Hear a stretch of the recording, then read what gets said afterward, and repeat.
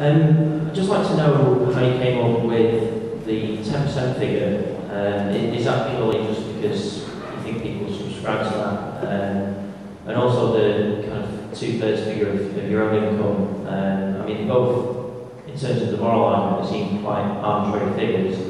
Because obviously you'd still be justified in giving away even more of that, considering that you're in the top 5.5% of the global income scale.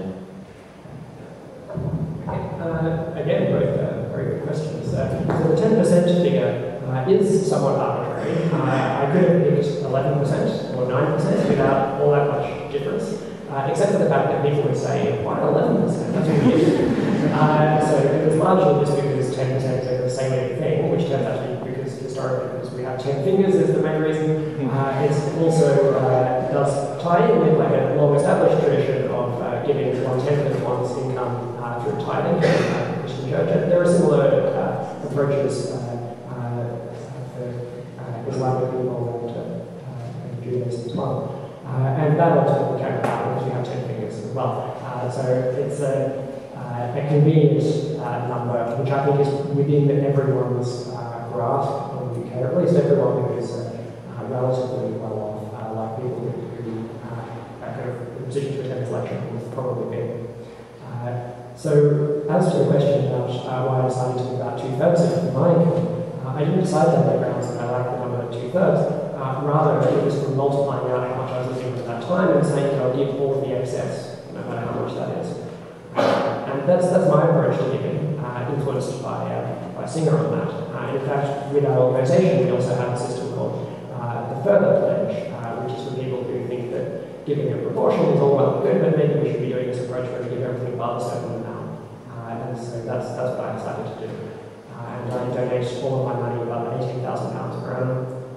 And then I'll be able to give away even more money than that later, because that $18,000 is enough to actually enable me to have savings and to be able to buy a house and so on, which will then mean I spend less money on rent, which I can give later in my life to be more effective overall. So I love that stuff.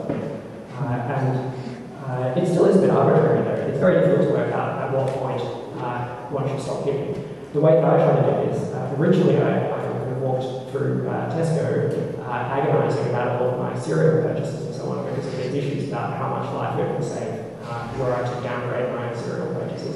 And then after a rather long period of this, I realised this was stupid. That what I should do instead is to spend less time agonising about it while in the supermarket, and to instead just kind of reflect on it calmly once a year when the exciting cereal wasn't right in front of me, and to try to work out how much I need to live on, how well it went last year, whether I could get by less next year, or whether I should have a little more, and then set myself a budget, and then just live within my means in that year.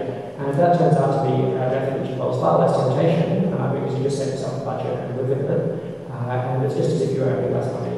And once you realise that 95% of the world population live on less than that, you figure, well, okay, they all manage to deal with this kind of budget, so I guess I can as well.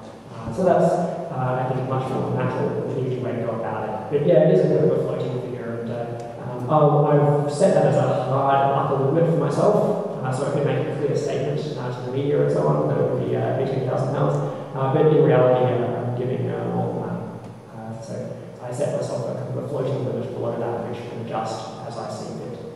That's a good question.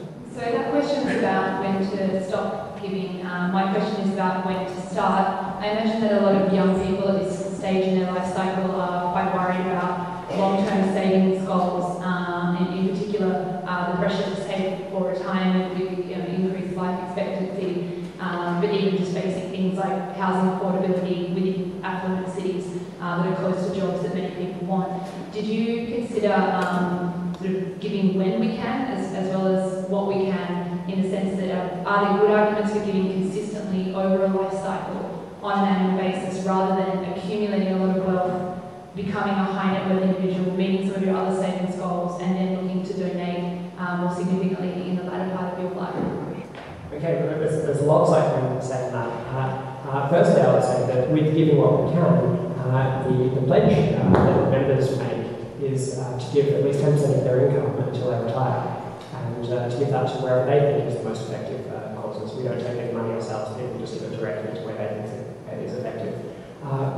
we define income as one's salary or wages, and so we don't take into account scholarships or loans from the government or parental income and things that might help for students. So it's actually not that difficult for students to make this pledge, because in fact they might be committed to 0% if they get all of their money for these other things. Although we do actually then have an element to say, well, at least 1% of whatever you live on, no matter how you get it, so that everyone's at least giving something. That's just a bookkeeping feature.